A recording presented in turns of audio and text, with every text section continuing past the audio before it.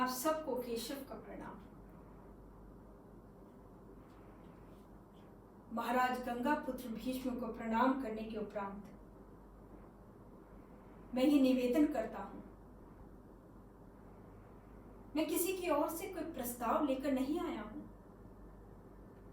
मैं तो स्वयं अपनी ओर से अपना ही प्रस्ताव लाया हूं, परंतु ये विश्वास अवश्य दिलाता हूं कि मैं जो कुछ स्वीकार कर लूंगा उसे स्वीकारने में पांडव कुछ संकोच नहीं करेंगे।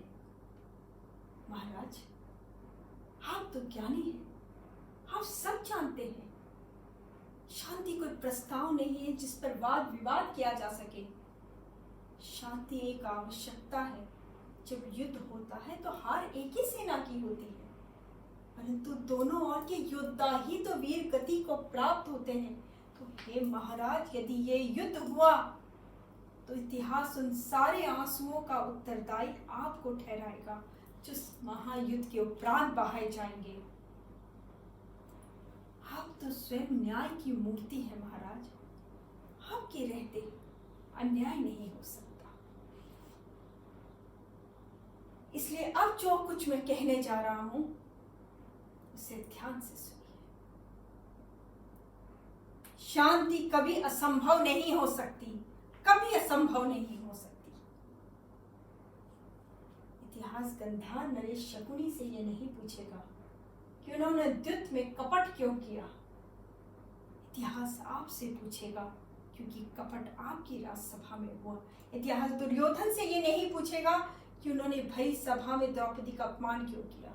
इतिहास आपसे पूछेगा क्योंकि दुर्योधन आपके युवराज हैं। तो महाराज, आपकी सभा में जो घटा था उन सब का उत्तरदायी इतिहास आपको ठहराएगा। इसलिए ये जान लीजिए कि शांति कोई विकल्प नहीं है।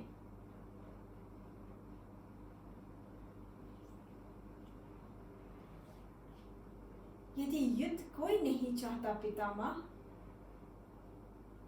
तो ये कदाचित क्यों? कदाचित तो आप ये भी जानते हैं कि युद्ध चाहने वाले इधर भी हैं और उधर भी। इसलिए कदाचित जैसे शब्दों को बाहर निकाल दीजिए और समझाइए अपने नरेश को कि यदि कौरव और पांडव एक हो जाते हैं तो सारा संसार उनका हो सकता है, और यदि युद्ध होता है तो आपके पास कुछ नहीं बचेगा, कुछ नहीं। ना आपके पुत्र और ना आपके अनुज पुत्र, आपका कुछ भी नहीं रहेगा। तो हे धर्मध्वज, इंद्रप्रस्थ पांडवों को लौटा दीजिए, लौटा दीजिए उनका इंद्रप्रस्थ उनको। आपसे यही निवेदन।